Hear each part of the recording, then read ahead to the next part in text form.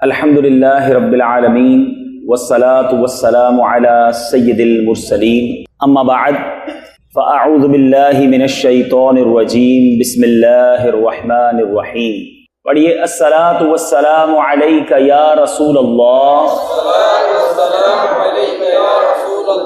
وعلی آلک واصحابک یا حبیب اللہ. الصلاة والسلام علیک یا نبی اللہ وعلی آلک واصحابک یا نور اللہ. درود پاک پڑھنے کے بے شمار فضائل و برکات ہیں. ساری دنیا میں درود پاک کی فضیلت پر اور مختلف درود پاک جس کتاب میں لکھے ہیں، جو مشہور و معروف ساری دنیا میں ایک کتاب ہے، اس کا نام ہے دلائل الخیرات شریف. عرب و عجم دنیا میں کہیں بھی جائیں لوگ دلائل الخیرات شریف کو جانتے بھی ہیں اور کثیر تعداد میں پڑھتے بھی ہیں. دلائل الخیرات شریف لکھی ہے حضرت سیدنا شیخ محمد بن سلیمان جزولی رحمۃ اللہ تعالی علیہ نے، بہت بڑے بزرگ. مگر یہ عظیم کتاب لکھی کیوں؟ اس کے پیچھے کیا ریزن، کیا حکمت اور کیا واقعہ ہے؟ آپ خود بیان کرتے ہیں کہ ایک بار میں سفر پر تھا اور نماز کا وقت ہو گیا. ایک کنواں تھا اور میں وضو کرنا چاہتا تھا، مگر میرے پاس ڈول اور رسی نہیں تھی. میں کوشش کرتا رہا لیکن بغیر ڈول اور رسی کے پانی کیسے باہر آتا. پریشان تھا کہ برابر میں ایک گھر تھا، اس کی چھت پر ایک مدنی منی، ایک چھوٹی سی لڑکی تھی. اس نے مجھے دیکھا اور کہا کہ آپ کیوں پریشان ہیں، کیا تلاش کر رہے ہیں؟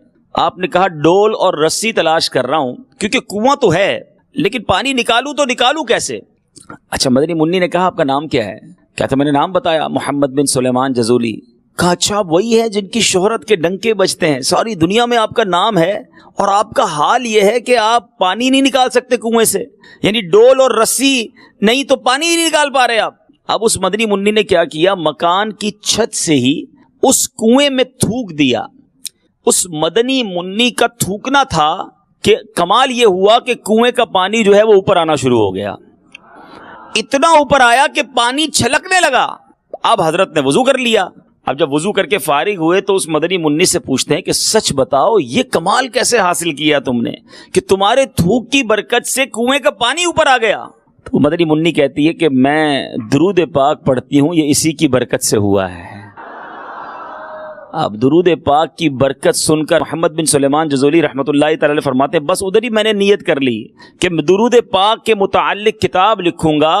اور کیا کمال کتاب لکھی کہ دلائل الخیرات لکھی. اور دلائل الخیرات شریف کے جو مصنف حضرت محمد بن سلیمان جزولی ہیں، ان کے بارے میں آتا ہے کہ جب ان کا وصال ہو گیا تو ان کی قبر سے مشک کی خوشبو آیا کرتی تھی. اب میٹھے اسلامی بھائیوں، واقعے سے کیا سیکھنے کو ملا کہ درود پاک اگر کثرت سے پڑھنے والا ہو، درود پاک سے سچی محبت کرنے والا ہو، تو اس کے کام ایسے کام بھی بن جاتے ہیں جو بظاہر انسان سمجھتا ہے کہ یہ کیسے ہوگا، بڑی مشکل میں ہوں، بڑی پریشانی میں ہوں. لیکن سرکار علیہ الصلوۃ والسلام پر درود پڑھنا یہ بے شمار برکتیں لاتا ہے. گویا یوں سمجھیے کہ آپ کسی مشکل میں ہیں، پریشانی میں ہیں، رحمتوں برکتوں کے کنویں سے برکت تو حاصل کرنی ہے مگر اسباب کی ڈول اور رسی نہیں ہے. اگر درود پاک کی کثرت ہوگی تو انشاءاللہ آپ بھی رحمتوں اور برکتوں کے کنویں سے سیراب کر دیے جائیں گے. محبت اور شوق کے ساتھ درود پاک پڑھنا اپنا معمول بنائیے. آئیے محبت کے ساتھ بآواز بلند درود پاک پڑھیں. صلو علی الحبیب صلی اللہ تعالی علی محمد صلی اللہ علیہ وسلم. میٹھے میٹھے اسلامی بھائیوں، مدنی چینل کے ناظرین، سرکار دو عالم صلی اللہ تعالی علیہ وسلم کا مبارک گھرانہ، پیارے آقا علیہ الصلوۃ والسلام کا مبارک خاندان، نبی پاک علیہ الصلوۃ والسلام بڑی عظیم ہستی ہیں، بلکہ عظمت کہتے کس کو ہیں وہ سرکار علیہ الصلوۃ والسلام کی سیرت کو پڑھیں تو پتہ چلتا ہے. آج نبی پاک علیہ الصلوۃ والسلام اور آپ کے خاندان کے ایک ایسے وصف، ایک ایسی عادت کی طرف کچھ توجہ دیتے ہیں اور کچھ مدنی پھول حاصل کرتے ہیں. پہلے نبی پاک علیہ الصلوۃ والسلام کا مرتبہ، سرکار کا مقام، سرکار علیہ الصلوۃ والسلام کی بارگاہ الہی میں عزت کیا ہے. سبحان اللہ، اس سے بڑھ کر کیا کلام کریں کہ نبی پاک علیہ الصلوۃ والسلام رب کے حبیب ہیں. اور جب کوئی کسی کا حبیب ہو جائے نا تو جو محبوب کا ہوتا ہے وہی سب کچھ حبیب کا ہو جاتا ہے. یہ دنیا میں بھی ہے. مثال کے طور پہ آپ کا کوئی بڑا پسندیدہ ہو, آپ کا بیسٹ فرینڈ ہو, آپ کا کوئی قریبی رشتہ دار ہو, آپ کا بچہ ہو, آپ کے گھر کا کوئی فرد ہو جس سے آپ بڑی محبت کرتے ہو, جس سے سب سے زیادہ آپ پیار کرتے ہوں گے نا, پھر اس کے لیے آپ کا سب کچھ حاضر ہوگا. اور اس بات کو امام عشق و محبت اعلیٰ حضرت نے بڑے پیارے انداز میں سمجھا دیا, ایک شعر میں ہی سمجھا دیا. اعلیٰ حضرت لکھتے ہیں, میں تو مالک ہی کہوں گا کہ ہو مالک کے حبیب. آقا میں تو آپ ہی کو مالک کہوں گا نا, کیونکہ آپ اللہ عز و جل کے حبیب ہیں. میں تو مالک ہی کہوں گا کہ ہو مالک کے حبیب, یعنی محبوب و محب میں نہیں میرا تیرا. یعنی محبوب اور محب میں اب میرا تیرا نہیں, جو محبوب کا ہے وہ محب کا ہے. اور اس حدیث قدسی سے بات اور سمجھ آ جائے گی کہ سرور کائنات صلی اللہ تعالی علیہ وسلم کا رب کی بارگاہ میں مقام کیا ہے. رب ارشاد فرماتا ہے, لولاک لما خلقت الدنیا, اے محبوب اگر میں تم کو نہ پیدا کرتا تو دنیا ہی نہ بناتا. یعنی یہ زمین, یہ آسمان, یہ جنت, یہ سب کچھ, میں اور آپ, سب کچھ جو دنیا میں ہے وہ سرکار علیہ الصلوۃ والسلام کے صدقے ہے. آقا نہ ہوتے تو کچھ نہ ہوتا. اور اب یہ حدیث قدسی ذہن میں رکھ کر امام عشق و محبت اعلیٰ حضرت کا یہ شعر سنو. بچپن سے سنتے آ رہے تھے, مگر کمال دیکھیں اعلیٰ حضرت کا کہ جب بھی شعر لکھتے ہیں یا کسی آیت کی طرف اشارہ ہے, یا کسی حدیث کی طرف اشارہ ہے, یا کسی قرآنی واقعے کی طرف اشارہ ہے, کمال کرتے ہیں. اعلیٰ حضرت لکھتے ہیں, وہ جو نہ تھے تو کچھ نہ تھا, وہ جو نہ تھے تو کچھ نہ تھا, وہ جو نہ ہو تو کچھ نہ ہو. اب یہ کیوں کہہ رہے ہیں وہ جو نہ ہو تو کچھ نہ ہو؟ ذرا دوبارہ سنیے حدیث قدسی, لولاک لما خلقت الدنیا, اے محبوب اگر تم کو پیدا نہ کرتا تو دنیا ہی نہ بناتا. وہ جو نہ ہو تو کچھ نہ ہو. کیوں؟ ارے جان ہے وہ جہان کی, جان ہے تو جہان ہے, آقا ہے تو دنیا ہے, اگر آقا ہی نہ ہو تو سب کچھ نہ ہو. وجہ تخلیق کائنات ہے میرے آقا, جن کے سبب یہ تخلیق کائنات کی گئی. ٹھیک ہے, اچھا دنیا بھی نبی پاک کا صدقہ. اور محشر کے دن یہ جو ساری دنیا کو محشر کے میدان میں جمع کیا جائے گا, اور سب ایک ایک کر کے نبیوں کے پاس جائیں گے. حضرت آدم کے پاس جائیں گے, حضرت موسیٰ کے پاس جائیں گے, حضرت عیسیٰ کے پاس جائیں گے, حضرت ابراہیم کے پاس جائیں گے, اور سب کہیں گے کسی اور کے پاس جاؤ, میں آج تمہاری کوئی مدد نہیں کر سکتا. اور پھر یہ سارا محشر نبی پاک علیہ الصلوۃ والسلام کے دربار میں حاضر ہوگا. تو کچھ لوگ بڑا پیارا سوال کریٹ کرتے ہیں کہ جب دنیا کو پتا ہے, کتابوں میں لکھا ہے کہ شافع روز محشر تو پیارے آقا ہیں, تو محشر کے دن کیوں جائیں گے سارے نبیوں کے پاس؟ بھائی آپ نے بھی سن لیا نا کہ بھائی شفاعت کرنی نبی پاک نے, تو ہم کیوں جائیں گے محشر کے دن حضرت آدم کے پاس؟ کیوں جائیں گے حضرت موسیٰ کے پاس؟ ڈائریکٹ نبی پاک کے پاس کیوں نہیں جائیں گے؟ ہائے ہائے ہائے ہائے. یہ بات بھی بڑے پیارے انداز میں مولانا حسن رضا خان صاحب سمجھاتے ہیں. فرماتے ہیں, دکھائی جائے گی محشر میں شان محبوبی. یہ سارا کچھ جو کیا جا رہا ہے نا, یہ کسی مقصد کے تحت کیا جا رہا ہے. اب ڈائریکٹ سرکار کے پاس چلے جائیں, وہ اہمیت, وہ مقام پتہ نہیں چلتا. جب سب کے پاس جائیں اور سب کہیں میں نہیں کر سکتا, کسی اور کے پاس جاؤ ہیں, اور سرکار کہیں کہ میں میرے غلاموں تمہارے لیے موجود ہوں. دکھائی جائے گی محشر میں شان محبوبی, کہ آپ ہی کی خوشی آپ کا کہا ہوگا. کہیں گے اور نبی اذهبوا الی غیری, میرے حضور کے لب پر انا لہا ہوگا. تو ایک شاعر بڑی پیاری بات سمجھاتے ہیں کہ ایک تو سمجھ آ گئی کہ دنیا نبی پاک کے لیے بنی, اب یہ محشر کیوں سجایا گیا؟ شاعر لکھتے ہیں, فقط اتنا سبب ہے انعقاد بزم محشر کا, فقط اتنا سبب ہے انعقاد بزم محشر کا, آقا تمہاری شان محبوبی دکھائی جانے والی ہے. یہ ساری محشر کی بزم سجائی اسی لیے جائے گی کہ یا رسول اللہ آپ کا مرتبہ دکھانا ہے. جبھی تو اعلیٰ حضرت ایک جگہ لکھتے ہیں نا کہ ایک دن کا مجھے بڑا انتظار ہے. کیا فرماتے ہیں؟ عرش حق ہے مسند رفعت رسول اللہ کی, دیکھنی ہے حشر میں عزت رسول اللہ کی. وہ دن سرکار کی عزت کو ظاہر کر دے گا, اور اس دن کیسی طاقت کھلے گی میرے آقا کی. امام عشق و محبت لکھتے ہیں, ٹوٹ جائیں گے گناہ گاروں کے فوراً قید و بند, حشر کو کھل جائے گی طاقت رسول اللہ کی. تو وہ دن تو سرکار کی عزت مقام کو اور ظاہر کر دے گا. اب یہ میرا موضوع جو ہے وہ سمجھنے کی کوشش کیجئے. کچھ سرکار کا مقام, عزت, مرتبہ ذہن میں رہے. اچھا پھر اور اختیارات دیکھیے. سرور کائنات صلی اللہ تعالی علیہ وسلم کی بارگاہ میں اللہ تبارک و تعالی کہ کرم نوازی دیکھیے، رب ارشاد فرماتا ہے اے محبوب اگر تم چاہو تو یہ 2 مکے کے پہاڑ سونے کے بنا دوں جو تمہارے ساتھ رہیں۔ آقا نے کیا عرض کی، میں یہ چاہتا ہوں کہ ایک دن دے کے شکر بجا لاؤں، ایک دن بھوکا رہ کر صبر کروں۔ اب ذرا غور کیجئے گا، دنیا میں ہمارا کسی ہمارے دوست کا، کسی ساتھی کا تعلق کسی بہت امیر آدمی سے ہو، کسی بڑے رئیس سے ہو، کسی بادشاہ سے ہو، تو بادشاہ کا جو قریبی غلام ہوتا ہے نا، اس کے بھی انداز بڑے نرالے ہوتے ہیں۔ کسی غریب کے یہاں کوئی نوکری کرے اور کسی بہت امیر کے یہاں نوکری کرے، تو امیر کی نوکری کرنے والے کا لباس بھی اچھا ہوتا ہے، اس کے رہن سہن بھی بڑے اچھے ہوتے ہیں، جو اس امیر کے جتنا قریب ہوتا ہے وہ اس کو اتنا نواز رہا ہوتا ہے۔ تو اب ذرا غور کریں، بلا تمثیل میں صرف سمجھانے کے لیے عرض کر رہا ہوں کہ جو رب کے محبوب ہوں، رب کے حبیب ہوں، رب کے خزانوں کے مالک ہوں، اللہ تبارک و تعالیٰ نے یہ دنیا جس کے لیے بنائی ہو، رب نے جس کے بارے میں یہ فرمایا ہو کہ محبوب تم چاہو تو یہ پہاڑ سونے کے بنا دوں جو تمہارے ساتھ چلیں۔ اب اس حبیب کی زندگی کا انداز کیسا ہونا چاہیے تھا، اس حبیب کے جناب عیش اور آرام کی کیفیت کیا ہونی چاہیے تھی؟ وہ تو اشارہ کریں تو فرشتے حاضر ہو جائیں، وہ اشارہ کریں تو خزانوں کے ڈھیر لگ جائیں۔ اچھا، اس کے بعد اللہ کے حبیب بھی ہیں، اور جو سرکار علیہ الصلوۃ والسلام کے صحابہ ہیں، ان کے پاس مال کتنا تھا؟ حضرت عثمان غنی رضی اللہ تعالیٰ عنہ، بے بہا قیمت، بے بہا جس کو آپ کہیں بہت سارے خزانوں کے مالک تھے، بہت زیادہ پیسہ تھا۔ حضرت عبد الرحمن بن عوف رضی اللہ تعالیٰ عنہ بے شمار دولت کے مالک ہیں، اور نبی پاک پر اپنا سب کچھ قربان کرنے کے لیے تیار ہیں۔ آقا اپنے غلاموں کو ہی اشارہ کرتے تو بہت سارے خزانوں کے ڈھیر لگ جاتے، مگر سرور کائنات صلی اللہ تعالیٰ علیہ وسلم نے زندگی کیسی گزاری، میں یہ سمجھانا چاہ رہا ہوں آج۔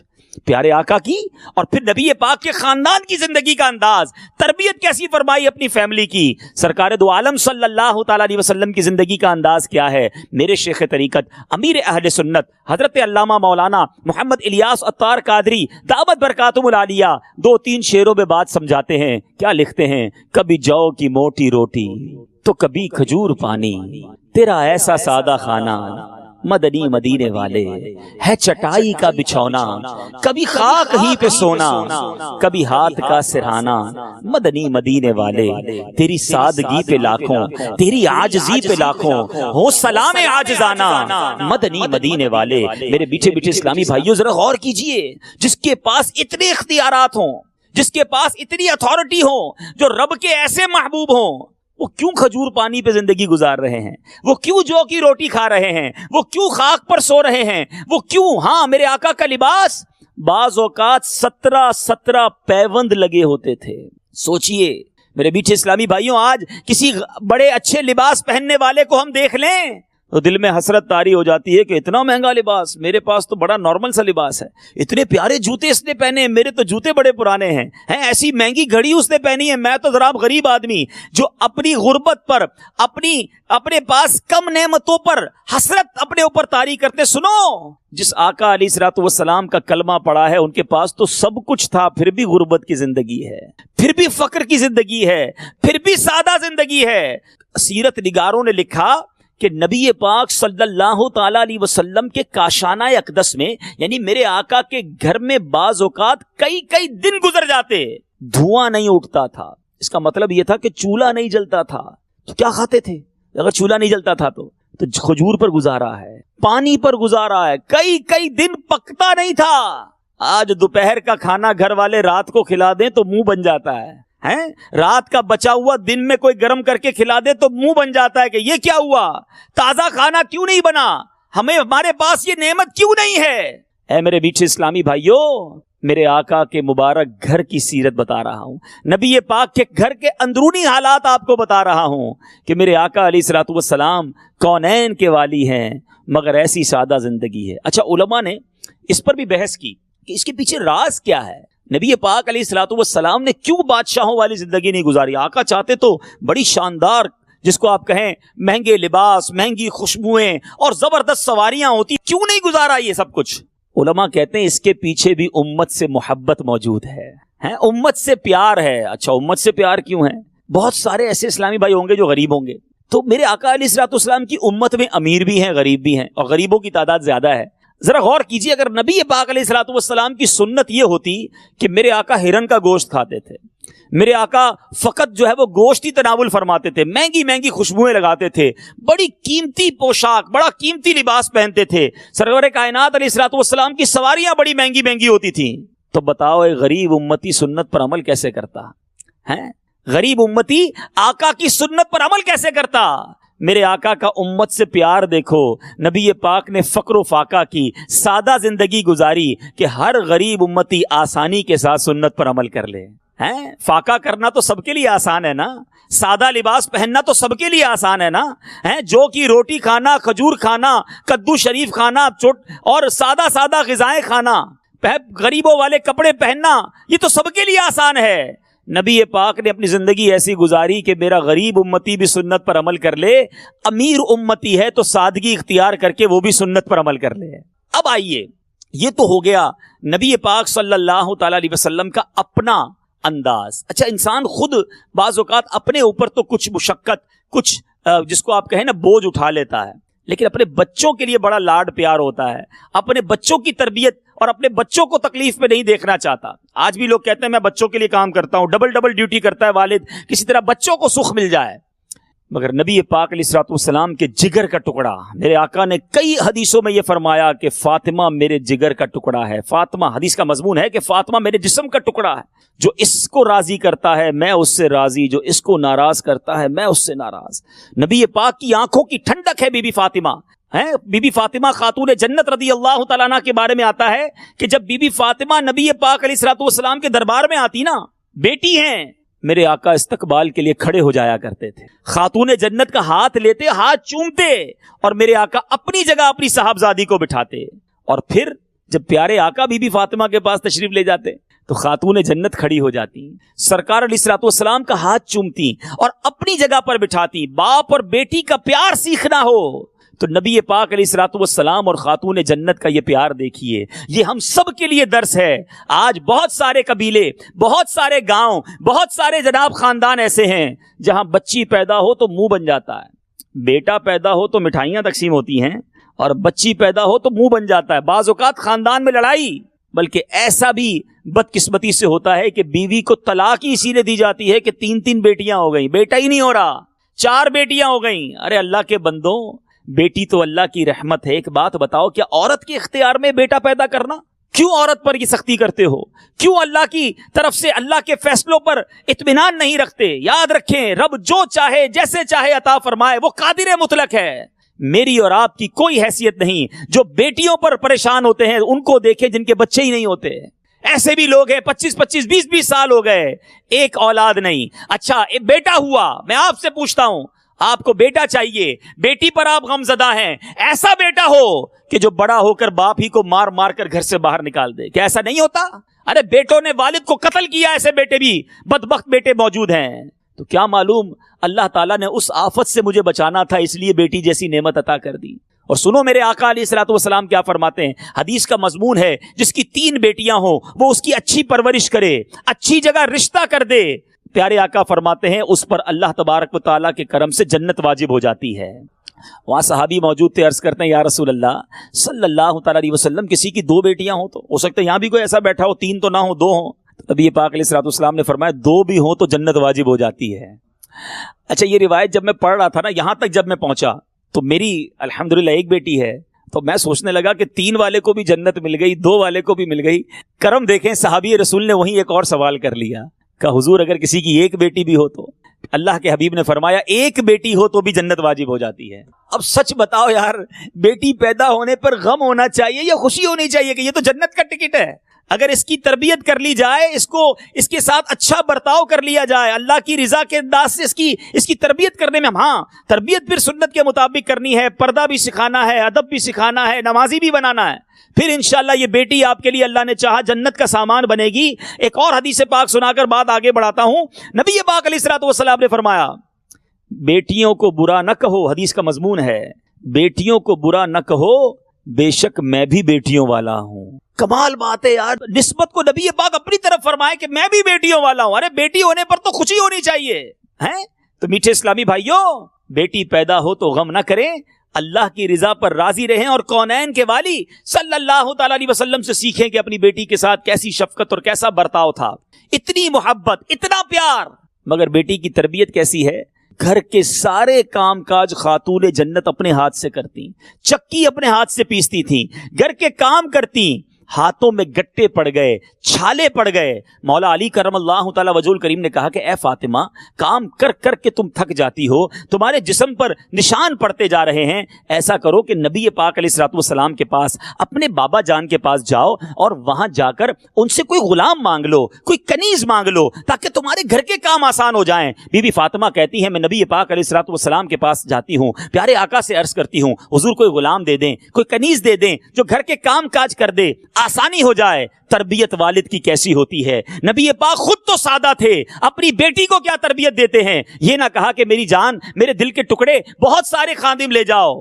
آقا علیہ الصلوۃ والسلام نے فرمایا جس کا مضمون ہے اے بیٹی اپنے گھر کے کام کاج اپنے ہاتھ سے کیا کرو، کام کر کے جب تھک جاؤ تو 33 بار سبحان اللہ، 33 بار الحمدللہ، 34 بار اللہ اکبر کہہ لیا کرو، تمہاری تھکن دور ہو جایا کرے گی۔ اے میرے میٹھے اسلامی بھائیوں، یہ ہے تربیت میرے آقا علیہ الصلوۃ والسلام کی اپنی شہزادی کو، جو شہزادی کونین ہیں، جو جنتی عورتوں کی سردار ہیں۔ ارے یہ کیسے لوگ تھے کہ جو جنت کے مالک تھے مگر دنیا میں سادہ زندگی ہے، کھانا پینا بھی تھوڑا ہے، بعض اوقات خاتون جنت کے گھر میں بھی فاقے ہوا کرتے تھے۔ میرے میٹھے اسلامی بھائیوں، میں عرض یہ کرنا چاہ رہا ہوں، دیکھو کیسا گھرانہ میرے حضور کا ہے، کیا گھرانہ میرے حضور کا ہے۔ یہ تھوڑے پر راضی ہیں اور ہمیں تکلیف آتی ہے تو ہم شکوہ کرتے ہیں۔ اچھا ایک اور بات، بہت سارے ناظرین تسبیح فاطمہ تو جانتے ہیں، نماز کے بعد پڑھتے بھی ہیں 33 بار سبحان اللہ، 33 بار الحمدللہ، 34 بار اللہ اکبر۔ یہ تسبیح فاطمہ کہی تو جاتی ہے، کیوں کہی جاتی ہے؟ یہ آج آپ نے سنا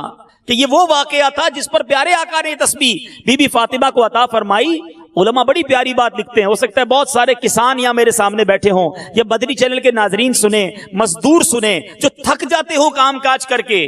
آقا علیہ الصلوۃ والسلام فرماتے ہیں، جب یہ حدیث، یہ جو ہم نے تسبیح سنی، اس سے علماء بتاتے ہیں کہ اگر کوئی ایسا بندہ ہو جو کام کاج کر کے تھک جاتا ہو، تسبیح فاطمہ پڑھ لیا کرے، اس کی تھکن دور ہو جایا کرے گی۔ اچھا اب ایک اور خوبصورت پہلو، غریب آدمی ہوتا ہے نا دنیا میں، وہ غریب تو ہوتا ہے، بعض اوقات اسے صبر بھی آ جاتا ہے، چلو کوئی بات نہیں اللہ کی مرضی ہے، لیکن وہ اختیاری غریب نہیں ہوتا۔ اگر اس کو تھوڑا سا موقع مل جائے امیر بننے کا تو فوراً بن جائے گا، تو دعا بھی کرتا ہوگا یا اللہ مال میں برکت دے دے، میرا گھر بھی بڑا ہو جائے، مجھے بھی پیسے مل جائیں۔ یعنی میری اور آپ کی اگر غربت ہے تو وہ غیر اختیاری ہے، ہمارے اختیار میں نہیں تھا، ہم غریب ہو گئے تو ہم غریب ہو گئے۔ ادھر اختیاری غربت ہے، ذرا سمجھیے گا بات کو، چاہیں تو سب کچھ حاصل کر لیں۔ ارے میرے آقا کو چھوڑیے، آقا کے غلاموں کی بات کیا ہے؟ شاعر لکھتا ہے نا، چاہیں تو اشاروں سے اپنے کایا ہی پلٹ دیں دنیا کی، چاہیں تو اشاروں سے اپنے کایا ہی پلٹ دیں دنیا کی، یہ شان ہے ان کے غلاموں کی، سرکار کا عالم کیا ہوگا۔ تو سرکار کے غلام دنیا کی کایا پلٹ دیں تو آقا کا عالم کیا ہوگا۔ مگر اختیاری غربت، سمجھ رہے ہیں میری بات؟ جانتے بوجھتے اختیار ہے کہ امیری اختیار کر لیں، مگر جانتے بوجھتے فقر اختیار کرنا، جانتے بوجھتے غربت اختیار کرنا، یہ کمال ہے میرے آقا علیہ الصلوۃ والسلام کا اور ان کی آل کا۔ بی بی فاطمہ نے پھر حسنین کریمین کی تربیت کیسی کی، ذرا دیکھیں تربیت کیسے اتر رہی ہے۔ محرم کے مہینے میں ہم اہل بیت اطہار کی بات کرتے ہیں، ضرور کرنی چاہیے، مگر فقط بیانات سن کر، فقط فضائل سن کر سیکھتے کیا ہے؟ اپنے اندر تبدیلی کیا لاتے ہیں؟ حسنین کریمین کا مقام اللہ غنی۔ میرے آقا علیہ الصلوۃ والسلام حسنین کریمین کے بارے میں کیا فرماتے ہیں؟ ہمارے یہ دونوں بیٹے جوانان جنت کے سردار ہیں، جنت کے نوجوانوں کے سردار۔ حضرت امام حسن سے کتنا پیار تھا کہ ایک بار نبی پاک علیہ الصلوۃ والسلام سجدے میں تھے، پیارے آقا علیہ الصلوۃ والسلام نے سجدے کو طول دیا کہ سر اٹھانے سے کہیں امام حسن نہ گر جائیں، سجدے میں میرے آقا رہے تاکہ امام حسن جو ہے ان کو تکلیف نہ ہو۔ یعنی میرے آقا کے کاندھوں پر سواری کرنے والی یہ ہستیاں، امام حسین کے بارے میں آتا ہے۔ بلکہ ایک بار امام حسن رضی اللہ تعالیٰ عنہ نبی پاک کے مبارک شانوں پر سوار ہو گئے، کاندھے پر سوار ہوئے۔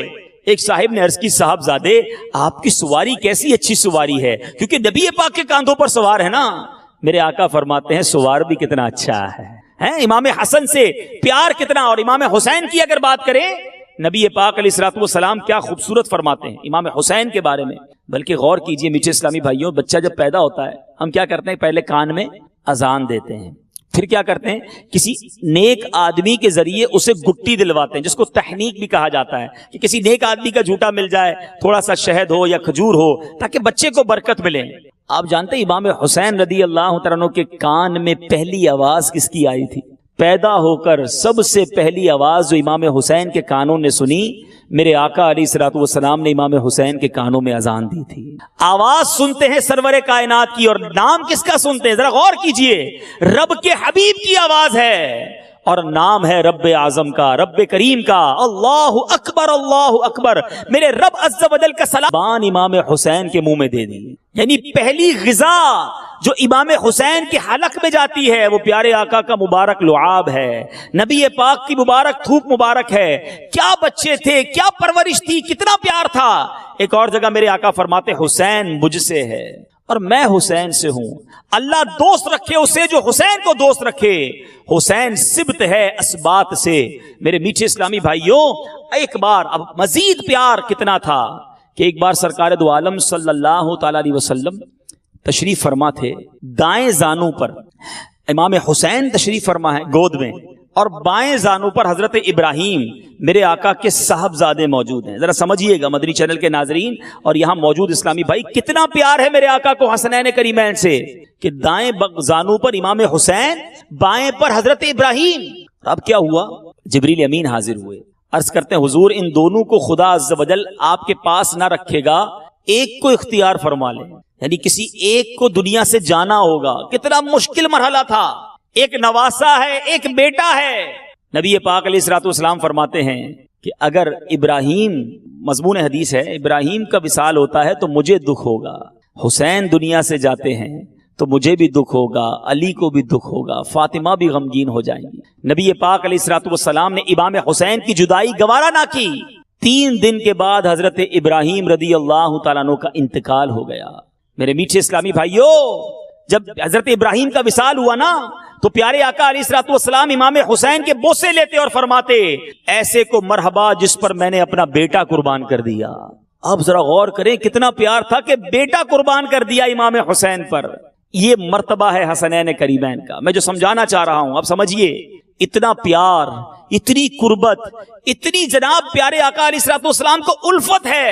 مگر عجیب بات یہ ہے کہ بچپن ہی سے یہ بھی مشہور تھا کہ امام حسین شہید کر دیے جائیں گے. امام حسین رضی اللہ تعالیٰ جب جوان ہوں گے تو کربلا کے میدان میں شہید کیے جائیں گے.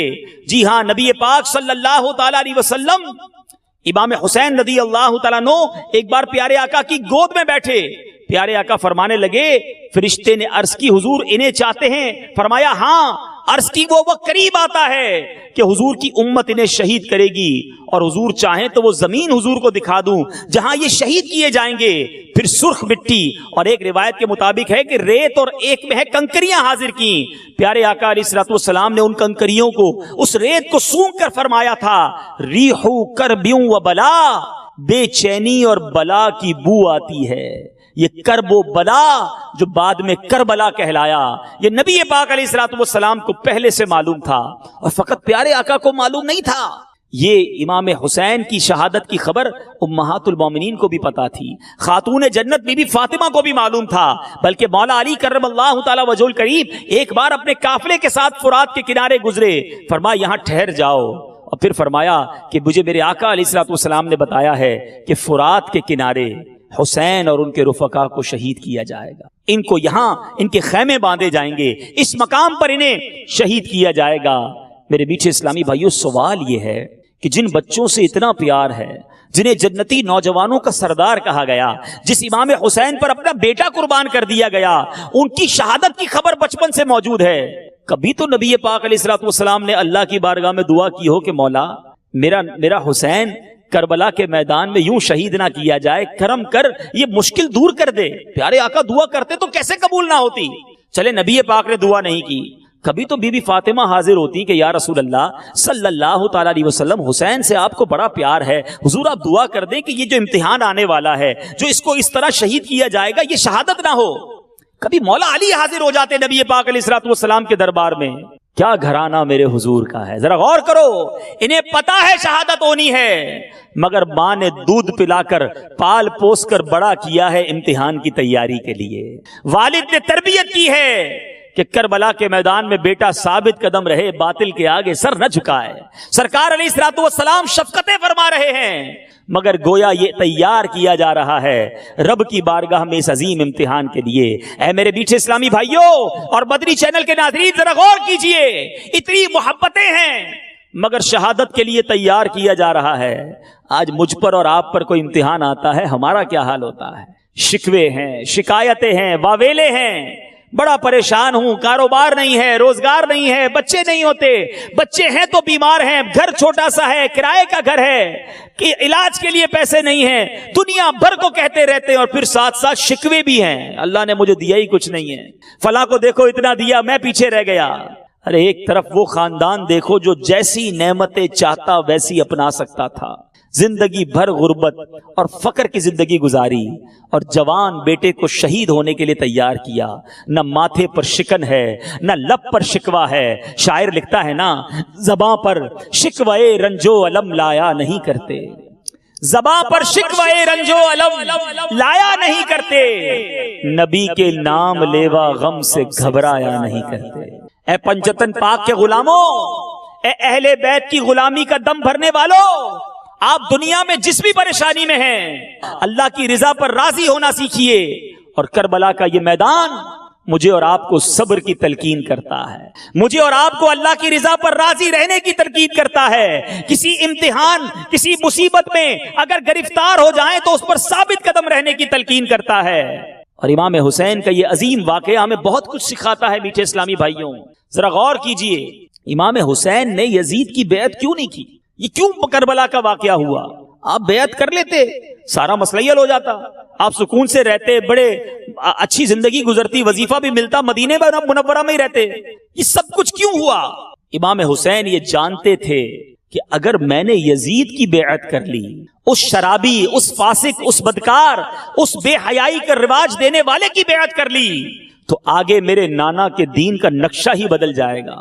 جس کو جب موقع ملے گا کسی بے حیا, کسی بدکار اور کسی فاسق کے ساتھ ہو جائے گا, اس کا فالوور بن جائے گا, اس کی بات ماننے بن جائے گا, اس کو اپنا امیر مان لے گا. اور مثال یہ دے گا کہ امام حسین نے بھی تو ایسا کیا تھا. امام حسین نے کمپرومائز نہیں کیا, آپ نے باطل کے آگے اس لیے سر نہ جھکایا کہ رہتی دنیا کے لیے یہ پیغام چلا جائے کہ سر کٹتا ہے تو کٹ جائے, اسلام کا نام نہیں نیچے ہونا چاہیے. میٹھے اسلامی بھائیوں, ذرا غور کیجئے, امام حسین رضی اللہ تعالیٰ عنہ کے قافلے تقریباً سارے ہی شہید ہو گئے, عابد بیمار بچے, بیبیاں بچیں. دیکھا جائے عددی لحاظ سے تو یزیدی جیت گئے, یزیدی بڑی تعداد میں واپس گئے, مگر ان سب نے سر کٹا کر وہ کام کر دکھایا کہ آج بھی رہتی دنیا میں امام حسین اور شہداء کربلا کا تذکرہ تو موجود ہے, یزید کا نام لینے والا کوئی نہیں. آپ کو دنیا بھر میں امام حسین کے غلام ملیں گے, اپنے آپ کو پنجتن کا غلام کہہ کر فخر محسوس کرنے والے ملیں گے. دنیا کے پورے کونے کے اندر بھی کوئی یزید کا غلام کہنے والا نہ ملے گا. گویا امام حسین نے سر کٹا کر ثابت کر دیا کہ قتل حسین اصل میں مرگ یزید ہے, قتل حسین اصل میں مرگ یزید ہے. اسلام زندہ ہوتا ہے ہر کربلا کے بعد. امام حسین نے اپنا سب کچھ لٹا کر دین کو زندہ کر دیا, اور آج بھی ان کا چرچا بلند ہے, کیونکہ امام حسین کو حکومت کی تمنا نہ تھی, اسلام کو بلند کرنا تھا. آج کروڑوں اربوں دلوں پر امام حسین کی حکومت ہے. حکومت دلوں پر حکومت کا نام ہے, جو آج میرے آقا امام علی مقام, امام عرش مقام, امام حسین رضی اللہ تعالیٰ عنہ ہر مسلمان کے دل پر حکومت کرتے ہیں. کون ہے یزید کا نام لینے والا؟ تو میرے میٹھے اسلامی بھائیوں, دولت کے پیچھے, اقتدار کے پیچھے بھاگنے والے غور کریں کہ کہیں ایسا تو نہیں کہ یزید کے طریقے پر عمل کر رہے ہیں. آج میں سلسلے اپنے اس بیان کے اختتام پر سب کی توجہ لینا چاہتا ہوں. ذرا غور کیجئے, دو قسم کے خیمے تھے کربلا کے میدان میں. ایک خیمہ تھا جہاں 72 اللہ کے نیک بندے موجود تھے, ایک 22,000 کا لشکر تھا جس کے بھی خیمے لگے تھے. اب فرق کیا تھا؟ ادھر خیموں میں نماز ہوتی تھی, ادھر خیموں میں گانے باجے ہوتے تھے. ادھر خیموں میں تلاوت ہوتی تھی, ادھر خیموں میں شراب ہوتی تھی, رقص و سرور ہوتا تھا. غور کیجئے آج ہماری راتیں کیسے گزرتی ہیں. جو نمازیں پڑھ کر، درود پڑھ کر، تلاوت کر کے، عبادتیں کر کے دن اور رات گزارتا ہے، وہ تو گویا امام حسین اور ان کے قافلے والوں کے طریقے پر ہے. مگر جو شرابیں پیتا ہے دیکھے وہ کس کا طریقہ ہے. ارے نام امام حسین کا لیتے ہو، کام یزیدیوں والا کرتے ہو. شراب پینے والا سوچے کہ یزید اور اس کے لشکر میں شراب پی جاتی تھی، کہلاتا پنجتن کا غلام ہوں اور کام یزیدیوں والے کر رہا ہوں. جوا کھیلنے والا، بے حیائی کرنے والا، بدکاری کرنے والا، ناچ گانے کی محفلیں سجانے والا سوچے ارے یہ کام تو کربلا میں یزیدیوں نے کیا تھا. یہ کربلا کا میدان مجھے اور آپ کو یہ پیغام دے رہا ہے کہ اے پنجتن پاک کے غلام کہلانے والوں، امام حسین کربلا کے میدان میں تلواروں کے سائے میں نماز پڑھتے. آپ کے خیموں کی بیبیاں، پردہ دار بیبیاں بھی نماز پڑھ رہی تھیں، حالانکہ ان کے سامنے بچے شہید ہو رہے تھے. مگر آج وہ تلواروں کے سائے میں نماز پڑھیں اور ہم پنکھوں کے نیچے نماز نہ پڑھیں، ہم قالین مسجدوں میں بچھے ہوں نماز نہ پڑھیں، مؤذن بلائے حی علی الفلاح حی علی الصلاح اور پنجتن پاک کا غلام کہلانے والا نماز میں مسجد کو نہ آئے. فجر اس لیے چلی جاتی ہے کہ رات کو تھک جاتا ہوں، ظہر اور عصر اور مغرب کاروبار میں ہوتا ہوں، نوکری پر ہوتا ہوں اس لیے قضا ہو جاتی ہے. عشاء میں گھر آتا ہوں تو طبیعت ٹھیک نہیں ہوتی، گھبرایا ہوا تھکا ماندہ ہوتا ہوں اس لیے عشاء چلی جاتی ہے. اے بتاؤ میرے میٹھے اسلامی بھائیوں، اگر میری اور آپ کی ملاقات محشر کے دن امام حسین سے ہو گئی، اور ہماری تمنا ہے کہ اہل بیت اطہار کا ہمیں محشر میں دیدار نصیب ہو، ان کے ساتھ ہی تو جنت میں جانا ہے، لیکن اگر امام حسین نے ہم سے پوچھ لیا کہ بتاؤ ہم اور ہمارے قافلے والے تو کربلا میں تلواروں کے سائے میں بھی نماز پڑھتے رہے اور تم زندگی میں نمازیں قضا کرتے رہے، کیا جواب دو گے؟ امام حسین نے اگر ایک سوال کر لیا کہ ہم نے نانا کے دین کو سر بلند کرنے کے لیے اپنا سر کٹا دیا، تم نے نانا کے دین کی سر بلندی کے لیے کیا کیا؟ ہے کوئی جواب؟ ہم میں کئی تو ایسے ہوں گے جو دین کا نام بلند کرنا تو دور کی بات ہے، ہماری وجہ سے اسلام کا نام برباد ہوتا ہے. مسلمان جھوٹ بولنے والا نہیں ہوتا، مگر آج مسلمان جھوٹ بول کر اسلام کو بدنام کر رہا ہے. مسلمان ملاوٹ کرنے والا نہیں ہوتا، ملاوٹ کرنے والا سوچے کہ آج تمہاری ملاوٹ کی وجہ سے لوگ مسلمانوں کو برا بھلا کہہ رہے ہیں کہ یہ ہوتے ہیں مسلمان ہیں جو دوائیوں میں ملاوٹ، کھانے میں ملاوٹ. ارے ایسی ایسی خبریں آتی ہیں کہ رونگٹے کھڑے ہو جاتے ہیں. خون جو لگایا جاتا ہے مریض کو، اس خون میں ملاوٹ کی جا رہی ہے. ان کو مرنا نہیں ہے؟ ان ملاوٹ کرنے والوں کو اللہ کی بارگاہ میں جواب نہیں دینا؟ اے کربلا والوں کے غلام کہلانے والوں، امام حسین کو کیا منہ دکھاؤ گے کہ میں نے دین کا کام تو کوئی نہیں کیا، جھوٹ بول کر، وعدہ خلافی کر کے، بے حیائی کر کے، بدکاری کر کے، چوریاں کر کے، ڈاکے مار کے، اغوا کر کے، مسلمانوں کو تکلیفیں پہنچا کے، لڑائی جھگڑے کر کے، زمینوں پہ قبضہ کر کے میں نے دین کو بدنام کیا ہے، میں نے اسلام کو بدنام کیا ہے، میں نے مسلمانوں کے نام کو پامال کیا ہے. بتاؤ کیا منہ دکھاؤ گے کربلا والوں کو؟ کیا ان کی بارگاہ میں حاضری نہیں دینی؟ کیا ان کے بغیر بھی بخشش ہو سکتی ہے؟ کیا ان سے دور رہ کر قیامت کے دن بچ پاؤ گے؟ ایسے کام کر لیجئے میٹھے اسلامی بھائیوں کہ جب کل اہل بیت اطہار سے ملاقات ہو تو منہ دکھانے والا ہو. کچھ کر کے گیا ہوں. امام حسین کو تلاوت کا شوق کیسا تھا؟ آپ کے بارے میں آتا ہے کہ آپ کا جب وصال ہوا، آپ کے سر اقدس کو جب نیزے پر اٹھایا گیا تو امام حسین کا سر اقدس جو ہے وہ نیزے پر بھی تلاوت قرآن کر رہا تھا.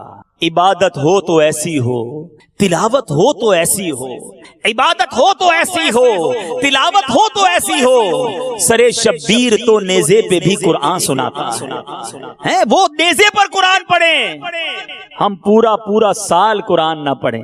پوچھیے اپنے آپ سے یہ غلامی سچی ہے؟ اب تو کہتے ہیں ہم نیاز بناتے ہیں امام حسین کی، بڑی اچھی بات ہے، بالکل نیاز بنانی چاہیے. کھچڑا بنائے، بڑی اچھی بات ہے، مگر ستم ظریفی تو دیکھیں کہ کھچڑا بنانے والا بھی رات بھر گوٹا لگاتا ہے اور ساتھ گانے بج رہے ہوتے ہیں. امام حسین کی نیاز ہے اور یزیدی طریقہ چل رہا ہے. استغفر اللہ. نیاز کھچڑا بنانے والے کتنے ہیں جو فجر کی نماز اس رات کو پڑھتے ہیں؟ ساری رات کھچڑا بنایا، نہ عشاء پڑھی نہ فجر پڑھی. یہ کون سی غلامی ہے امام حسین کی؟ ارے نیازی ہم ضرور ہیں مگر اس سے پہلے نمازی بنیے. ہم نمازی ہوں گے تو نیاز کا مزہ بھی کچھ اور ہوگا. تو خدا را کربلا کے میدان سے یہ پیغام قبول کیجئے کہ تلاوت کرنا، نمازیں پڑھنا، اللہ کے دین کی سربلندی کے کام کرنا یہ حسینی طریقہ ہے۔ شراب پینا، بے حیائی کرنا، میوزک اور گانے باجے بجانا، اللہ والوں کو ناراض کرنا اور تکلیف پہنچانا، مسلمانوں کی دل آزاریاں کرنا، یہ یزیدی لوگوں کا طریقہ ہے۔ طے آپ نے کرنا ہے، فیصلہ آپ نے کرنا ہے کہ زندگی حسینی طریقے پر گزارنی ہے یا زندگی یزیدی طریقے پر گزارنی ہے، کیونکہ ہم میں سے کوئی بھی یہ نہیں چاہے گا کہ قیامت کے دن میرا ساتھ یزید کے ساتھ ہو۔ ہم سب چاہتے ہیں کہ بروز محشر جب اللہ رب العزت کے کرم سے اٹھیں تو امام حسین کے قافلے کے ساتھ اٹھیں، کربلا والوں کے غلاموں میں اٹھیں، آل رسول کے غلام بن جائیں۔ ارے ہم تو شجرے میں یہ شعر پڑھ پڑھ کر جھوم جھوم کر پڑھتے ہیں کہ اے اللہ دو جہاں میں خادم آل رسول اللہ کر، دو جہاں میں خادم آل رسول اللہ کر، حضرت آل رسول مقتدا کے واسطے۔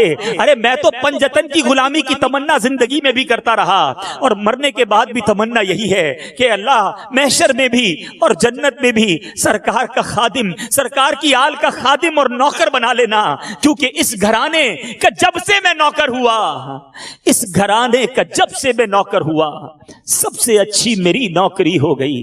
اللہ یہ نوکری عطا کر دے، پھر کچھ اور نہیں چاہیے، لیکن یہ نوکری لینے کے لیے، ان کی رضا لینے کے لیے کچھ کام بھی تو ایسے کرنے ہوں گے۔ آؤ میرے میٹھے اسلامی بھائیوں، جو عالمی مدنی مرکز فیضان مدینہ میں موجود ہیں، جو مدنی چینل کے ناظرین یہ بیان سنیں، سب مل کر سچی پکی نیت کر لیں کہ اب زندگی گزارنی ہے تو اہل بیت کے نقش قدم پر اور کربلا والوں کے طریقے پر گزارنی ہے۔ نیت کریں آج کے بعد میری کوئی نماز قضا نہیں ہوگی۔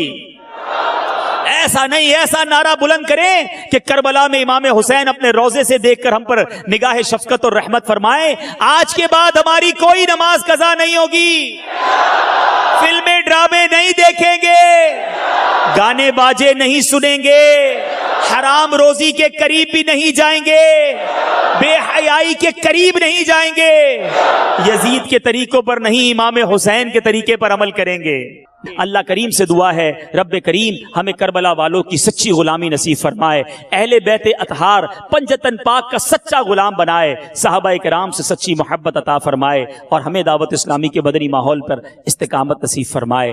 آمین بجاہ النبی الامین صلی اللہ تعالی علیہ وسلم۔